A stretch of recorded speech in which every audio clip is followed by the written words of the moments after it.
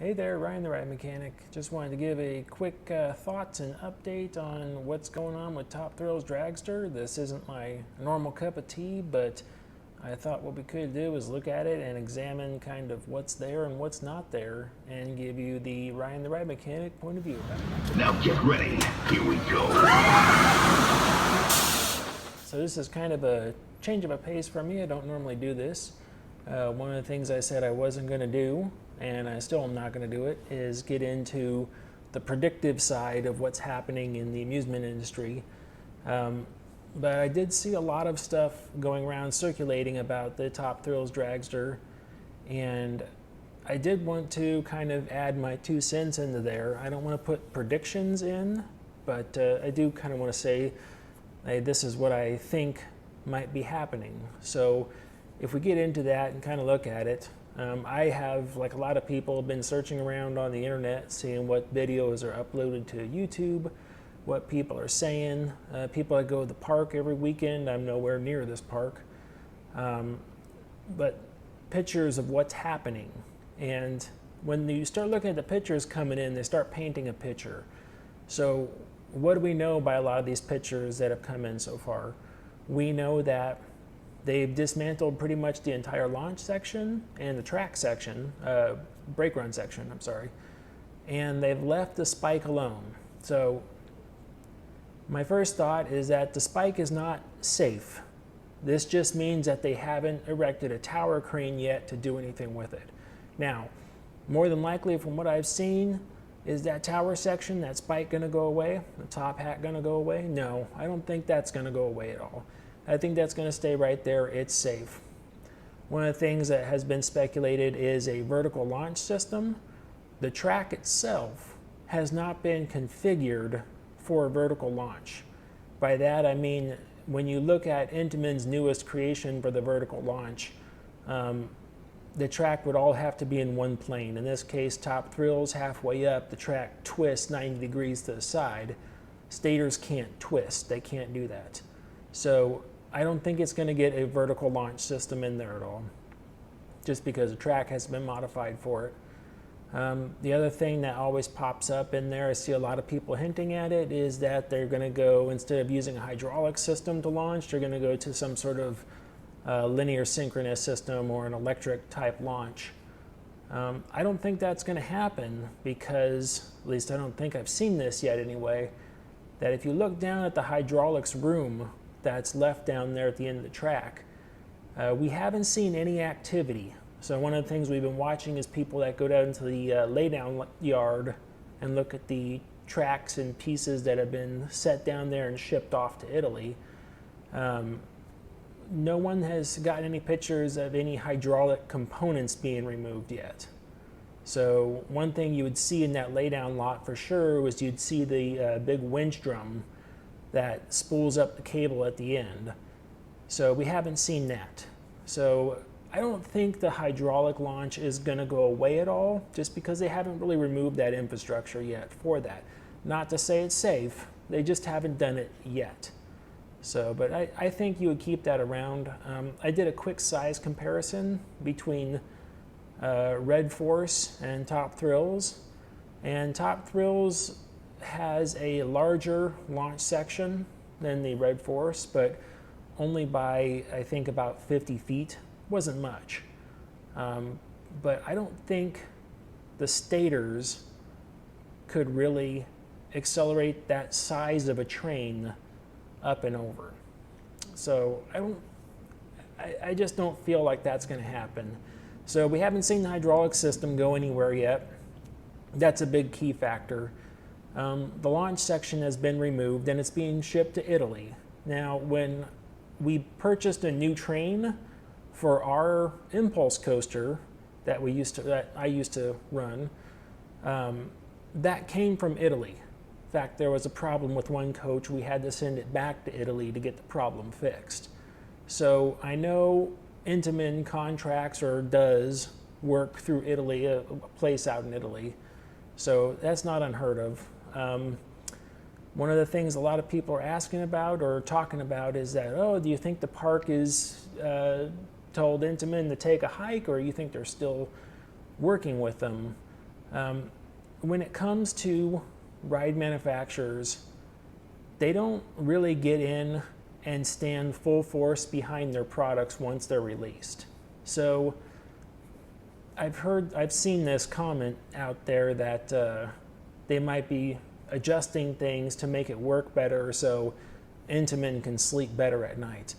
They've already sold the product once, so they're already sleeping good at night. They don't have to keep trying to make it better. It's not like it's damaging their name. They're still one of the lead manufacturers in the world of amusement park rides. They're still one of the tops to get out there and have. Everyone knows if you've pretty much got an Intamin ride, it's going to be good. It's kind of like buying a B&M ride or something like that. You kind of know what you're getting with the name. That's one of the things that makes these rides so predictable. But so I think, yes, Intamin is working with the park. It's still their ride. If the park went through another company and had the ride refurbished by a different company or this modification done by another company, I don't think it would have left the States. It would have stayed in the U.S. to be worked on. And so that's what makes me think it's still Intamin doing this. So let's look at the track sections themselves going out. The brake run's been sent off to Italy that we know of. Same with the launch section of track. The only thing I could think of here is that the ride's probably going to get new trains, which is not, don't look for anything mind-blowingly amazing or anything like that. After a bunch of years in service, and it's been a bunch of years in service, you have to replace the trains because they just get too fatigued. Now, the manufacturer might have stepped up and said, hey, we now know that because of this and that, if we moved these dimensions and made this a little bit wider on the train and this a little bit lower on the train, it reduces the forces and it makes servicing easier and it makes wear on the track easier. So they might have ended up making a new train for the ride, which causes some peripheral problems. So you might have something like the brake fins now that come up on the bottom of the track. Now they might be too wide or too narrow. They might be in the wrong place anyway. It could also be that the brake sections on the track have needed extensive overhauling or modification to a different style, in which case they wanted them rebuilt. Now, when you cut things apart on a track, it's really bad to do it in place. Most manufacturers don't want on-the-spot repairs done. They want to do everything in a controlled environment, away from, things like dirt, oil, just uncontrolled areas. So I think that any sort of major repair that would have been done, they are probably like, well, it's going to be best just to do that in a controlled shop environment anyway, in which case let's go ahead and get the track and send it somewhere. That way everything can be done all at the same place. I mean, they might be cutting halfway down into that track to make some sort of repair. One thing I did think about is if they needed to lower the launch trough where the sled sits, if they needed to lower that launch trough down at all, they would have had to cut into every cross tie to lower that down. And that's typically something that the manufacturer doesn't want to do on the spot because the welds won't be right. It won't be a good thing. So they're just like, no, let's do this somewhere else. So that would have been motivation to ship the track off somewhere. So those type of repairs would have affected both the launch and the brake run, because if you moved the brake fin position around at all, then that would have affected both sides. Another thing that could possibly be happening is they might have looked at their throughput numbers and decided that, when Top Thrills was made, they used a nose-to-tail station, just like a traditional ride. And Six Flags came up with King to Ka, and they said, we want the dual loading station to be able to load a train on the left and one on the right and dispatch it out to the track. So for the station wise, they could be tearing the station out and getting ready for a dual load station to run the two right next to each other. Speculation, of course, but I mean, these are things that you look at from the maintenance point of view, is they're looking at a reason to get the riders per hour up, trying to funnel more people through the ride somehow. Along those lines, the brake run on the back end of the ride, that was a problem because the train slowed way down, and without a hill there or booster motors, well, I mean, it had booster motors, but it kind of took a while to get to them. That slowed trains down as well. Now, trains were still able to stack up, so they still were running trains fast through that area. But these are slight things that they might look at. One of the things I found interesting is that when they built the accelerator, Intamin said, hey, look, here's this great thing. Everyone got on it. People loved it. They got off. They said, hey, what did you think of that? And people said, I loved the launch. I loved going over the top hat. That was amazing. And then after that, they said, oh, the high bank twists and turns, it wasn't necessary. No one cared about it. So that was one of the reasons why both Kingda Ka and Top Thrills afterwards pretty much just have a straight run from the top hat back to the station, because all that track built and extra supports and all that space didn't really do anything for the park. It didn't create an extra wow factor.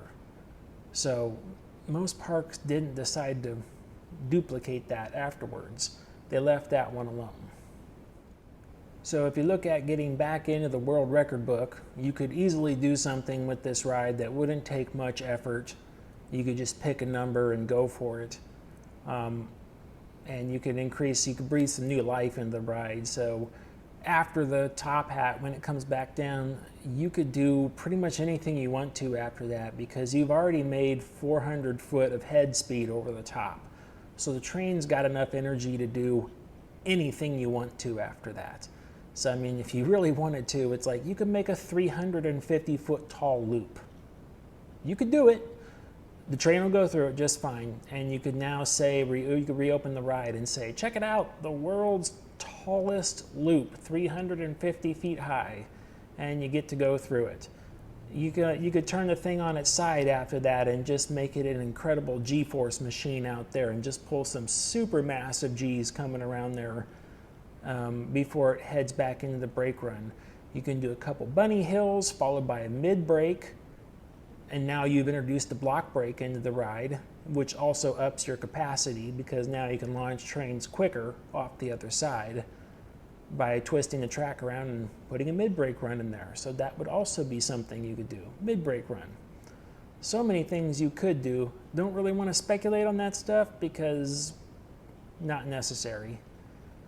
So some of the other key factors to look at, let's take a look at the electronic control system. If you notice, pretty much all the controls have been ripped out for the ride. This is also common when you're doing something like this. They took out everything and they said, we're going to put a new control system in the ride.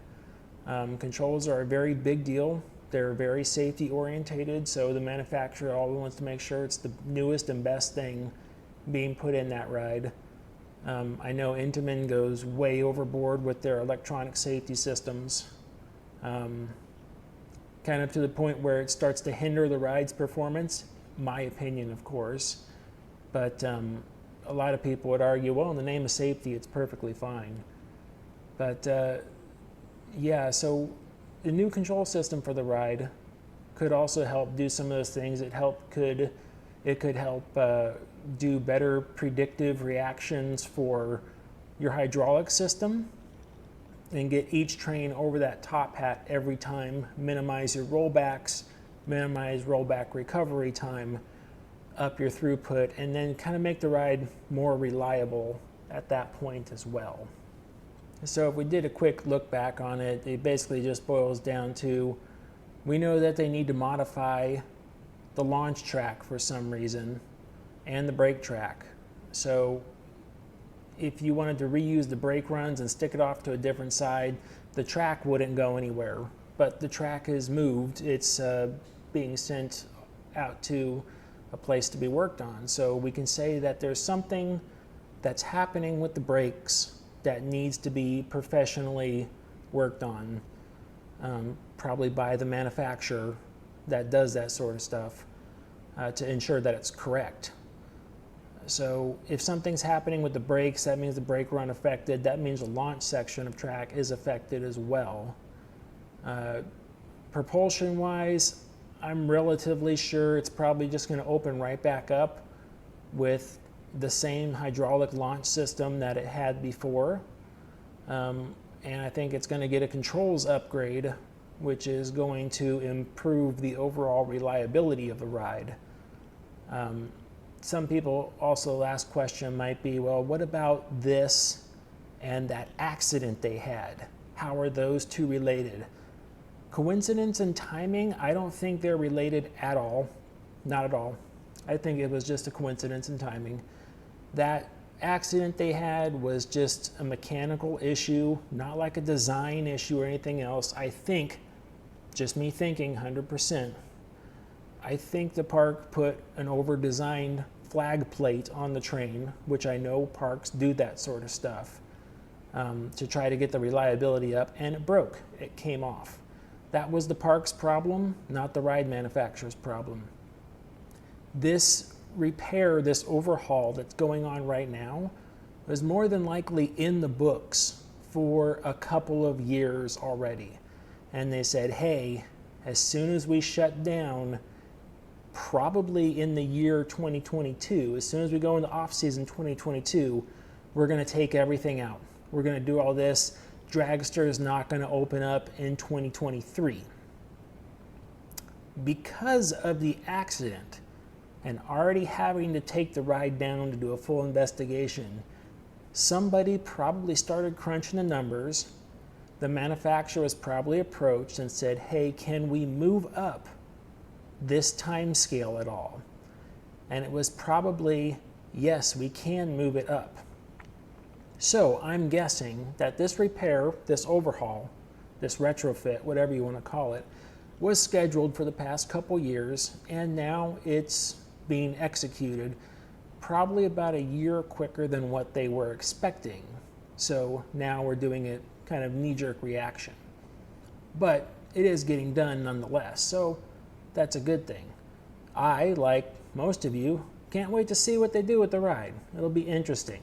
The Reimagined, I wouldn't be surprised if it got a bunny hill and maybe an extra turn or two off to the side, did a figure eight or something before it ran into the brakes a different way. It would probably make more sense to space those trains out a little bit further and get some more room in there to allow trains to stack easier. So when they did slow down and were running into problems, the trains could stack up. But if they were to utilize like a dual load station, then they wouldn't have that problem in the first place, and they could put a lot more down there at the beginning. Another question I got was, what do you think Six Flags would do if whatever they're doing with this right now turns out to be a good thing? I honestly don't think these two are related at all. I think Dragster will open back up its unique thing on their side, and when Six Flags gets to their point where they're ready to do a massive overhaul on their system, they might also take the opportunity to tweak it slightly and get more throughput out of the ride, give riders a different experience, add some more track to the end of it or something like that. Or they can opt just to, it might be all they need to do is remove this section of tracks like they did right now, and they might just modify those and put them back on. That's it. Might be the same control system, might not be. I don't see most manufacturers, I don't see most parks pulling this sort of thing out and overhauling it each time, unless it was something safety related. But I doubt it is, because if it was, we would have seen Accelerator go down, we would have seen Kingda Ka go down, and we would have seen oh, I can't remember the name of it. Anyways, the ride out there in Ferrari Land, we would have seen that one go down too. Any accelerator style ride would have gone down already if it was a safety related issue, but I really, really doubt it is. So again, these are kind of some of my observations of what I've seen so far on the internet. Just like you guys, I don't have access to anything special, but I'm just looking at the basics. Say, okay, well, the footers really haven't changed much, so probably going right back in there. They cleared the station, which means that they're either going to dismantle the station or they're going to move the station for some reason. And we know that the launch and brake sections went out, which means whatever is being done to the brakes is really affected on both sides, because the launch is only on one side. If they weren't working on the brakes at all, then the brake run would have never come out. But that's it. Those are my guesses. Those are my observations. Anyways, let me know what you think in the comments. We'll all find out at the same time. I'm Ryan the Ride Mechanic. Have a good one.